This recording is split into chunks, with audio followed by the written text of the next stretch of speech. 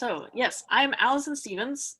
For those of you who don't know me, I learned to ring at Smith College in Massachusetts and currently live in Vancouver, Canada. And my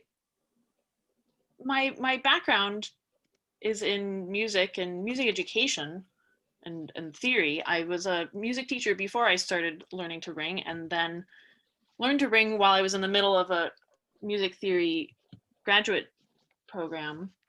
And so I came into ringing with both a lot of curiosity and fascination with the ways humans think about sound and music, and also a mindset of, while I'm learning to do something, I'm also thinking about how to teach it right away and ways to apply things that I learned in my music education degree to even more activities and stuff. So this is this has been just like a common theme in my exploration and getting to know Chaindringing. And a couple of the things that I really love about Chaindringing have to do with this, honestly. I first of all, I just love how much there is to Chaindringing and how you can like learn a lot and still have so much more that you could explore. And there's just like lots of directions that you could go, depending on what sorts of things you're interested in. And also that the Chaindringing communities tend to have this focus on learning, but also inclusivity and allowing a variety of people to learn whatever is appropriate to them and their desires, which is it's unusual to find a group activity that adults do outside of a school where there is this focus on learning. It's really nice. And so I've been building some online apps, most recently for online ringing, that are an attempt to contribute to some of these things and build on these qualities of Chaindringing that are really great. Trying to offer a variety of options for online ringing and making things more accessible or exciting, and especially in this world of online ringing. And also also to maybe try not to completely overwhelm newcomers to Chaindringing, because I mean, that is an unfortunate consequence sometimes, that it's great that there's so much of it, but it can also be kind of scary to newcomers. And so like finding ways to introduce things a little bit at a time can be easier for people. So I'm going to give a little tour of my online ringing apps. And this is sort of going to be like a fast forwarded version of like how you might introduce some new ringers to the art, or what you might do if you're introducing someone to online ringing, or maybe if you have experienced ringers but you just want to try something different, and see some other things that you could learn about what we do. And then I'm hoping that later, perhaps during some of the ringing times, a few of you would be interested in joining me for some actual ringing in these applications. So I'm going to share my screen with the sound, and I'm going to get my headphones in too, so that we don't have conflicts, hopefully.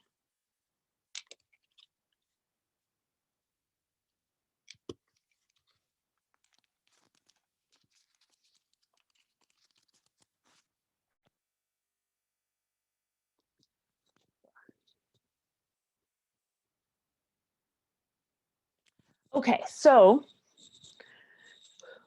the first of my online ringing apps that I'm going to share is a lapping chamber. Yeah, this is at chaindringingchamber.glitch.me. And oops, and to join in this, I'm going to have Bell Q Ringer join in, and there's a secret word, which is the same for everyone, which is Orpheus. And this room is designed for, yeah, handbell lapping, basically. And as you can see, I'm already in here as Alison with this little C because I have extra captain powers, which include assigning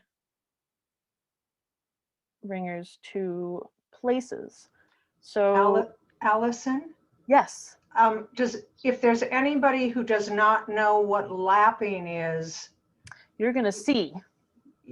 Yeah. Okay. Yes. So you're just going to explain it as you go along. Okay. Yes. So, and this is a room that I have shown to a whole bunch of people who have never done any sort of chain ringing before.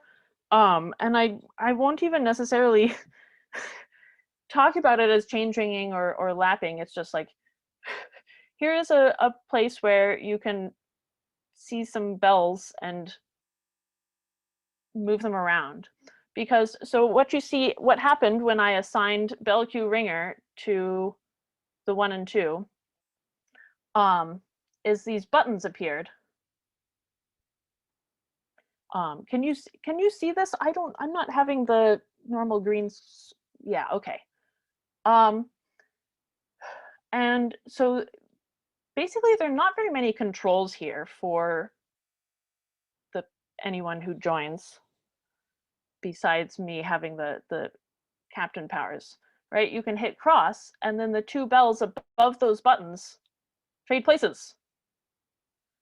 Then you can stretch, and what that does is stretches, yeah, this one over towards the other person. And then what I'd have to do is stretch the 3 towards the other person,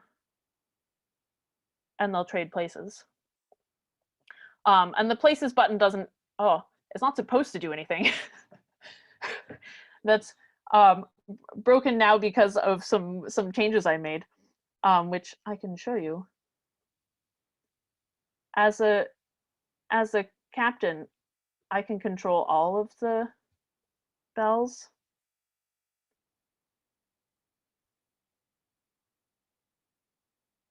Right. So sometimes if I'm bored, I just will come in here and do things all by myself. And then I also have this start button.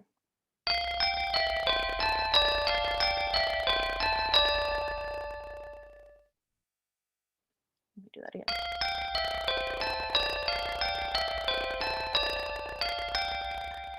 Which starts sound running.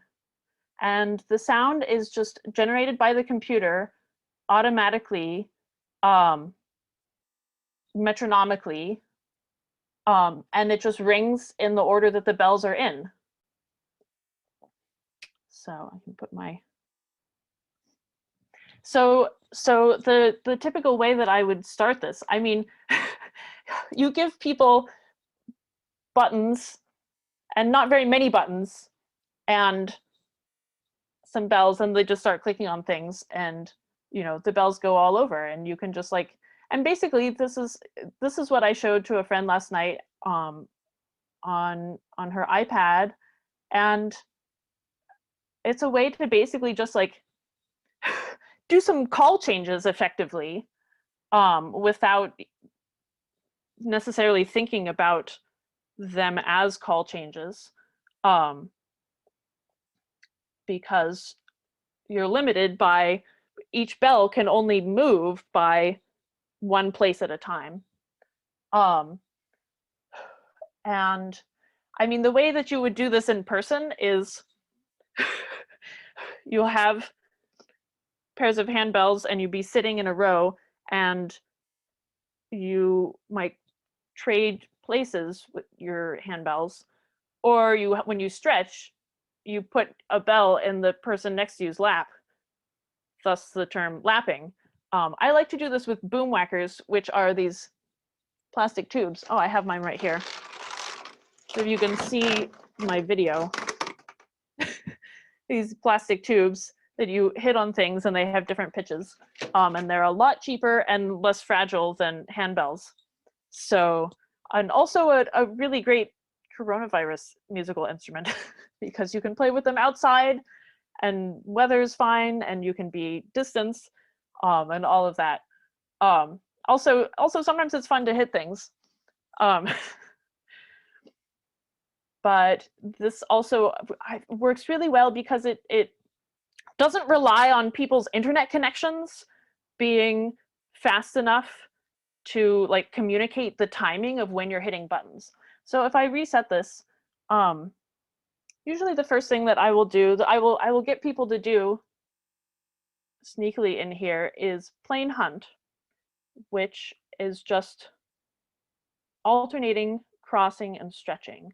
I do want to point out one other thing before I do that. So on an end here, you only have the cross and stretch buttons that actually do anything.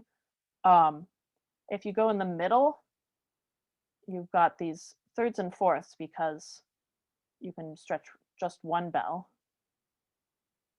And there's also keyboard controls, and these are editable. Yeah. But anyway, if I come over here, turn that sound down and try.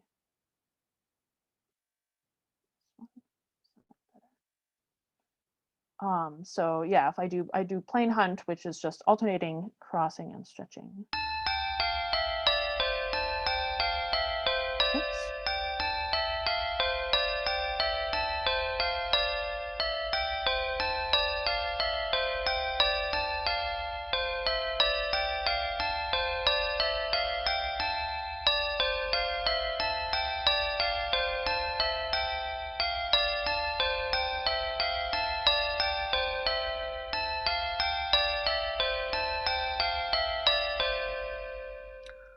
It's very straightforward. And then one of the feature that I've been working on most is actually, I'm going to put in something here, getting a simulator in here. Actually, a while ago, I set up this option. So now it says here, yeah, current method, double court Bob minor, and you can get place notation animated. So I could just see, I also like to use this and use lapping in person as a way to present place notation. And I've done this both with experienced fingers and also with newcomers, because I can say, okay, we just did plain hunt where you're just doing cross and stretch. And the X means everyone cross. And the numbers are read as individual digits, 1, 4, not 14. And that means that whatever place is included is going to stay there, and the other pairs will change. So, and double court is a great example of this because you've got like basically all the situations, right? So the plain hunt had 1, 6 where the 1 stays in place and the 6 stays in place, and these two pairs move, which means in the middle you're going to stretch, and the ones on the ends are also going to stretch. When you've got 1, 4, well, since 4th place is in there, you're going to make fourths. And then 3, 6, the 3 is in there, but not the 4, so you're going to make thirds. And it's a very straightforward translation. The trickiest bits are, yeah, when your numbers aren't in there, but it's not X, and you got to figure out what to do. But I've also got this new version with personal instructions. And if I reset this, and I can put I can put the robot Sidra on the outside, and let's see if this works.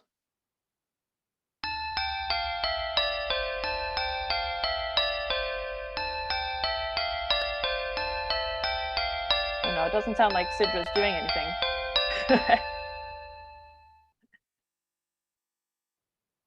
Let's see if that.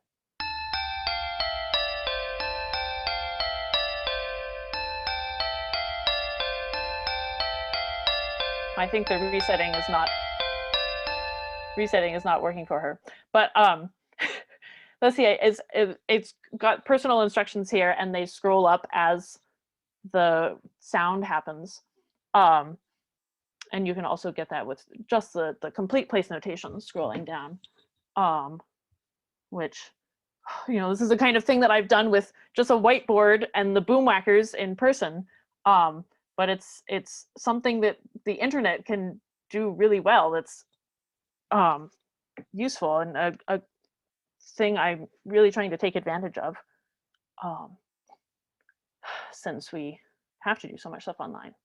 Okay, from here, I'm going to take a brief detour away from group ringing things. This is my oldest Chaindringing web app, recently up at www.chaindringing.net. This is just a basic, you know, method printer. You can look up methods and see blue lines and stuff, with some interesting curiosities, like put it on staff notation, and if you ever want to explain to musician friends what it is that we do, or what some method sounds like. But I've got a feature here that's a lot like something in the Android app methodology, which I am not particularly familiar with because I don't have an Android.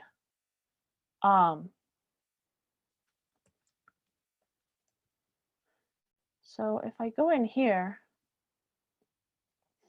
I can do a method practice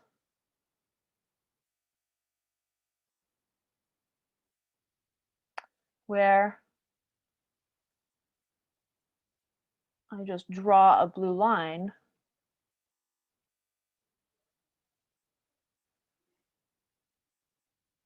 And in the before times, a typical sequence of learning a new method might involve doing this kind of practice first, and then using something like Mobile to translate that into timing and the rhythm of that.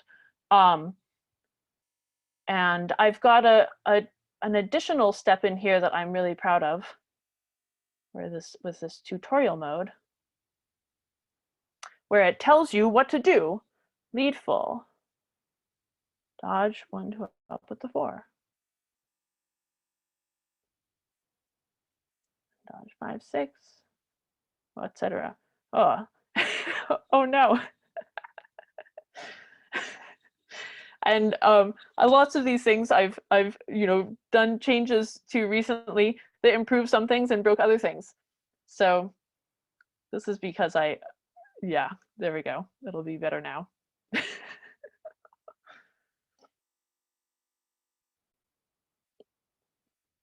Anyway. Oh, I did the wrong thing. Okay, etc. So in my most experimental online ringing thing, I probably have to reload this because it might have gone to sleep. Okay, here we go.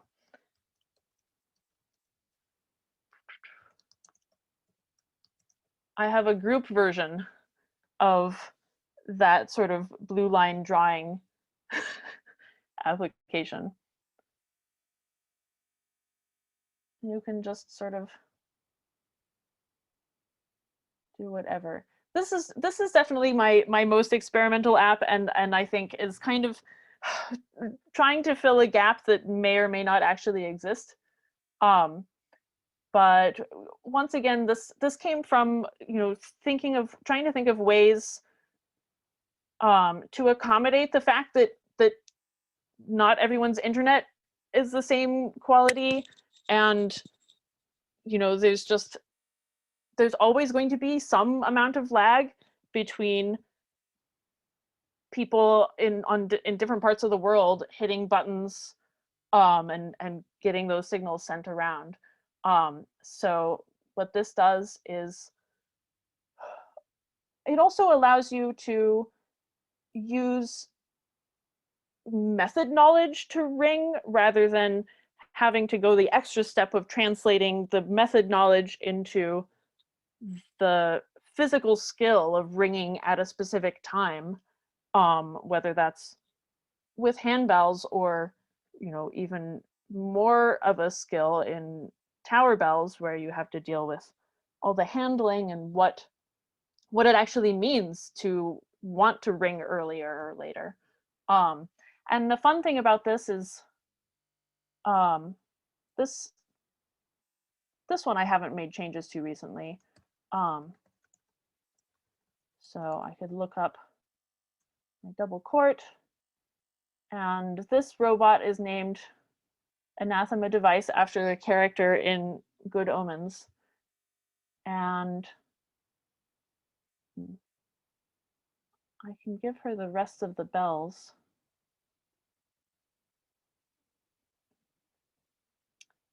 And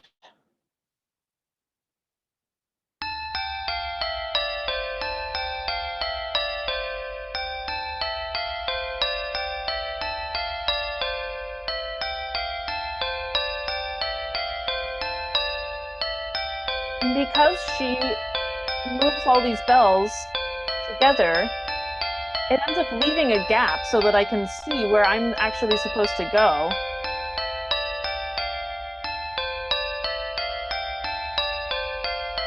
I find this is an interesting way to see how some of these method structures work and what's actually possible.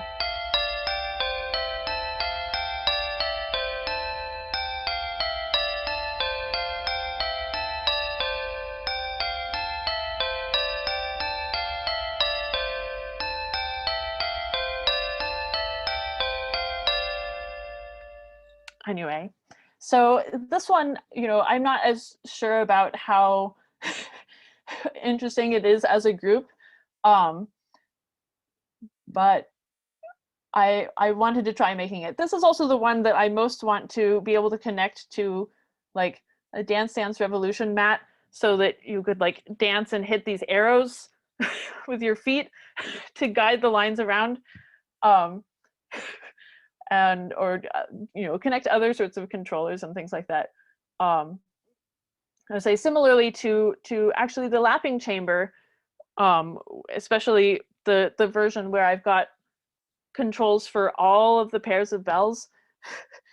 In some ways it feels a lot like playing, I don't know, I haven't actually played Guitar Hero, but it feels similar to how I imagine that would be, and some other sorts of video games. So I feel like there could be a way to connect people interested in these various activities that actually have some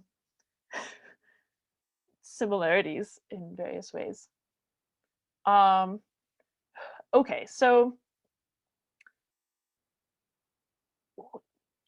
these sorts of things, this sort of app is partly from thinking about the fact that ringing methods in a tower or even in ringing room involves a bunch of different component skills, and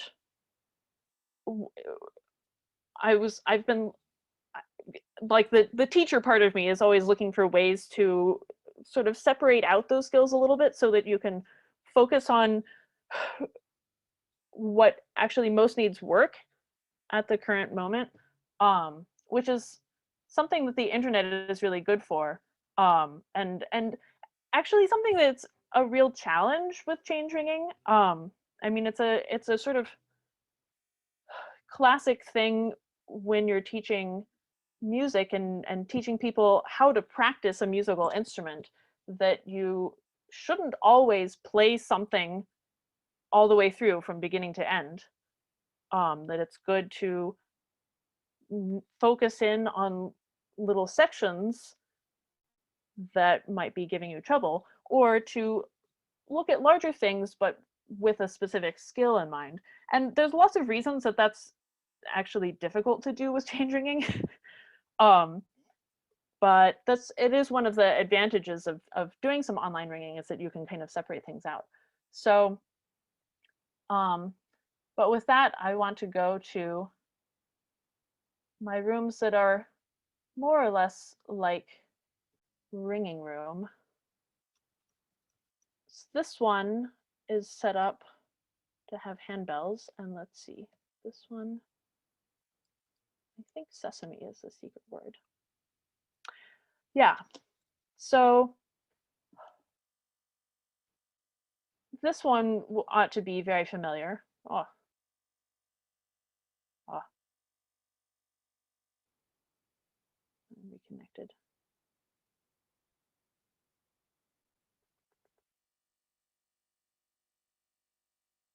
It did go to sleep.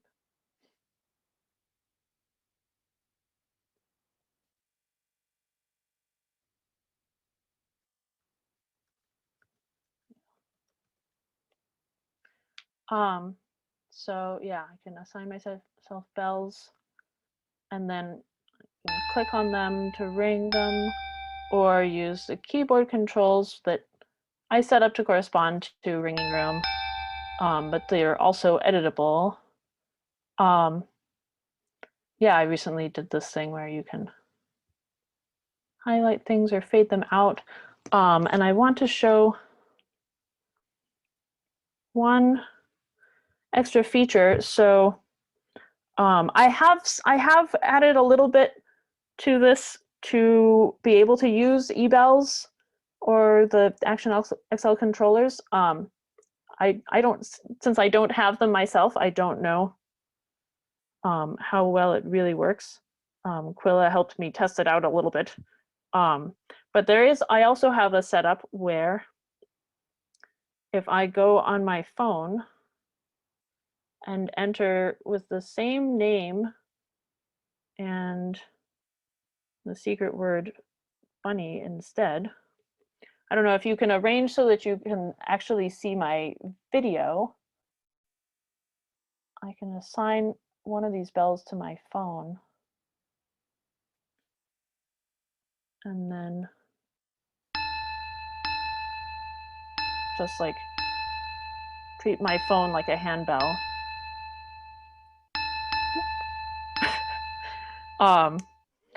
And I actually have a phone and an iPod, so I could do this handbell style with both of them. But I realize that not everyone has that sort of thing. So, which was why I was also interested in setting up the eBell stuff. I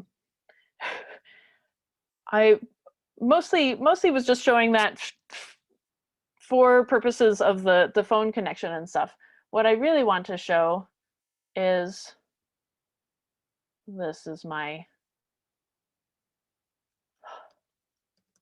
favorite creation. Ugh. This is my tower that most closely resembles an actual tower, because we've got this nice rope circle. It's even better when you've got more bells, and yeah, you can sort of zoom in and like adjust the view a little bit. And the ropes are animated. Ugh, I forgot that doesn't do that. The ropes are animated and move similarly to actual ropes, with the sound happening after you've pulled. And I do have another room that looks just like this, but does not have those animations. It's more like Ringing Room or any other simulator app where the ropes just like, yeah, suddenly go up and down and sound at the same time as well. But I found that this perspective view, um, just switching to the perspective view makes a big difference in being able to keep track of rows and things like that. Um, so I think I haven't done a whole lot of ringing as a group in this room.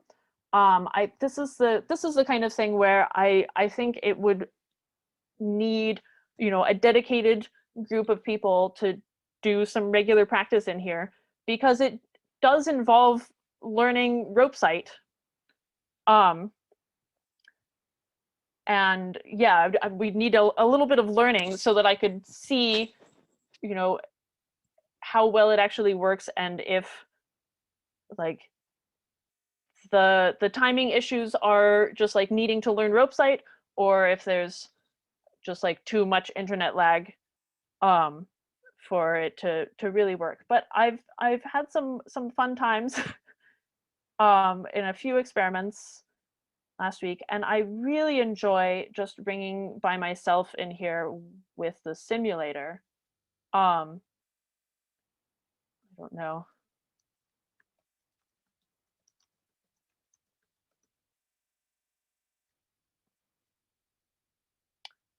Um,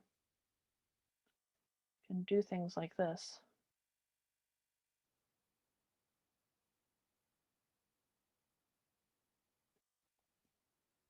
What am I for? Okay. It feels a lot more satisfying than mobile, I have to say.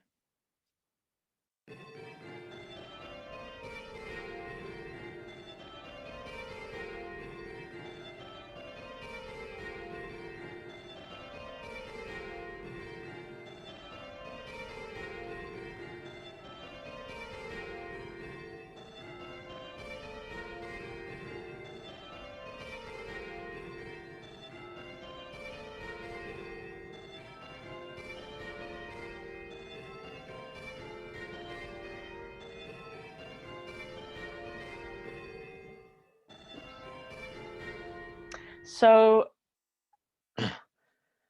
that's just a little, okay, if I hit reset, all the bells are gonna set and it'll be loud. um, but going along with all of the educational things I was talking about earlier, the having a simulator means that you can do all kinds of visual aids that aren't really possible in an actual tower. Um, so yeah, so you can do some, you can set your bell apart a little bit or highlight the treble. Um, this one is actually really pretty easy to implement. Just highlight the rope I should follow. Um, let me see. I actually find it not particularly helpful for me. It's more, I find it more useful to do the one where it just fades the ropes above me. Because otherwise I get too focused on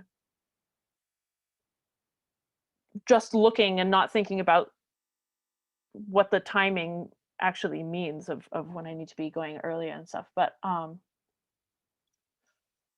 think this works. It might be one row off.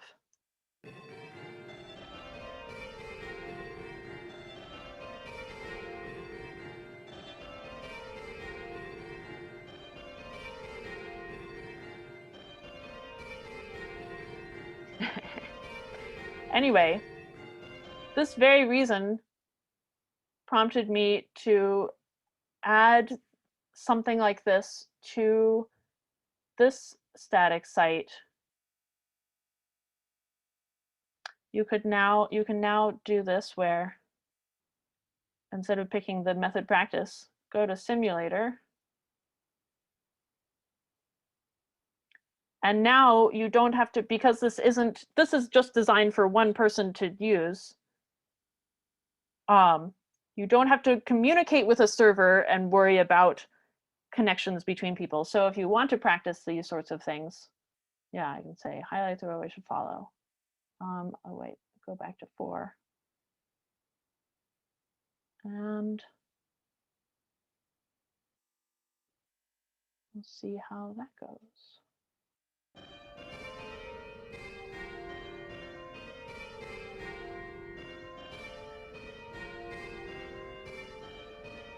And then when my rope is highlighted, I lead.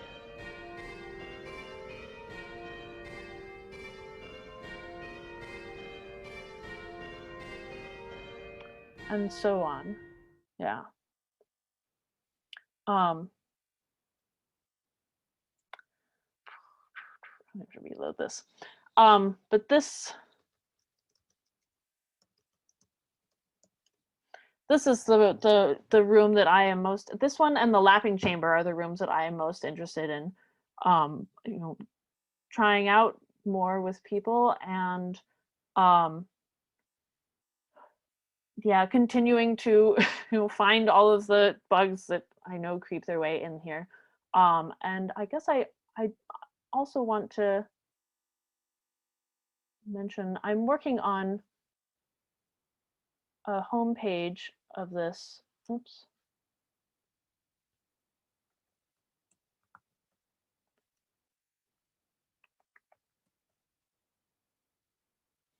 That just has links to these rooms, right? So view and here methods just takes you back to this thing, but then the chamber with animated words, ropes, and then it tells you what the secret words are.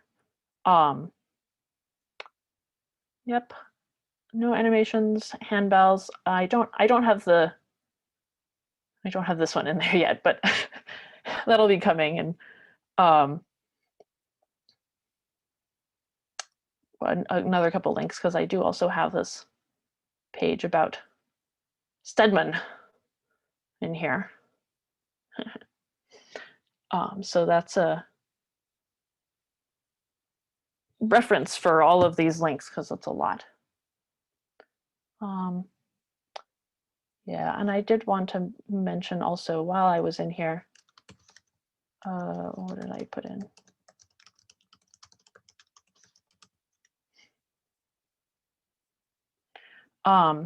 This option, display method instructions, I just finished adding that in this morning, and that is borrowed from this tutorial mode over here. And it's basically, you know, it's a visual stander behind, basically. This would need to slow that down, right?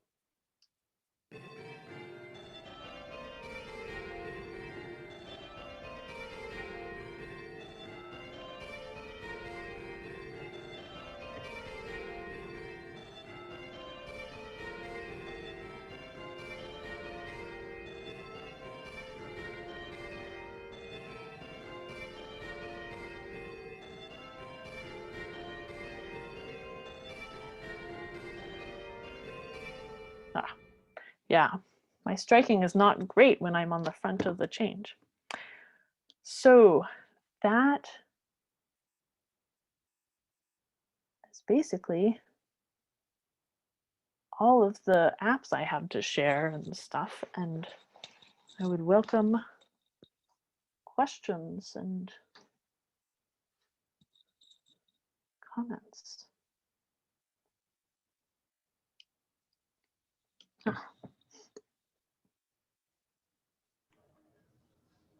see. So are they there for people to play with? Yes. So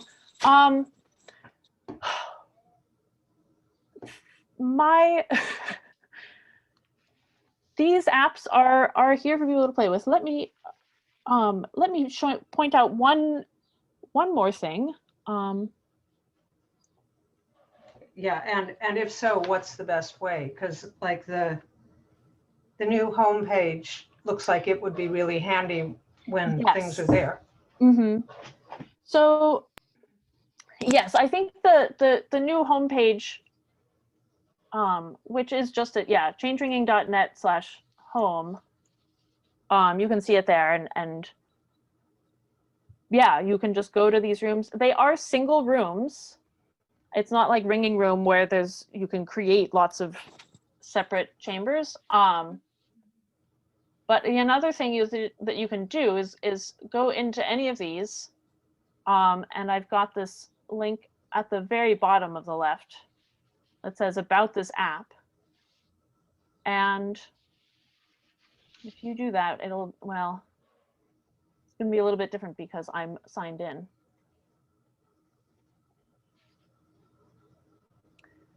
But if someone else, yeah, here, let's see if.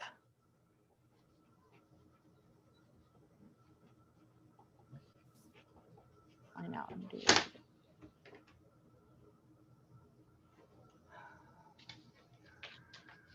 Oh yeah, so if you click on that link and you're not signed in, you'll get this remix to edit button. And what that does is it sets up a complete copy of the room. And all you would have to do, which is not, oh, actually, this is what this explanation is right here. You click remix to edit button. And then what you do is you go into the .env file, and it'll be like secret and captain, and you just have to pick some words and those are the words that you type, say, yeah, in here. And then if you want it to last for more than 5 days, you have to make a glitch account to save it. But there's potential to, like, yeah, keep doing these things. But also, yeah, they're also open whenever. So the Chaindringing chamber does requires, the way it's set up now, only it's only usable if you have one person with the captain word, which is currently Phooey. Capital PHOOEY.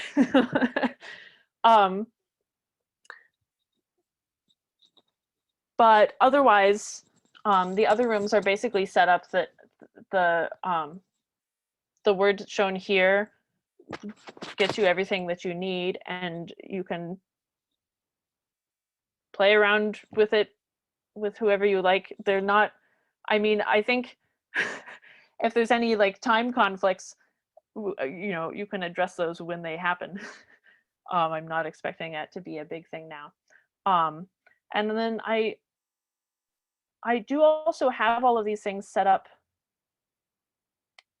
in a Gather Town space, which, come on, it's not letting me.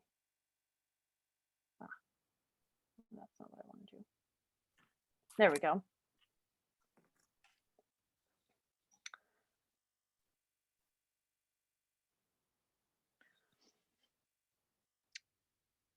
Where, here's what this looks like. I've got these little tiny little ropes, and here I've just got the secrets put on the floor. And the fun thing about this is that if I go in, yeah, and I can have the video and my Ringing Room together. And I did email the Ringing Room folks about getting Ringing Room to work properly in here. I haven't checked it to see if they fixed it. It was the logging in that wasn't working. I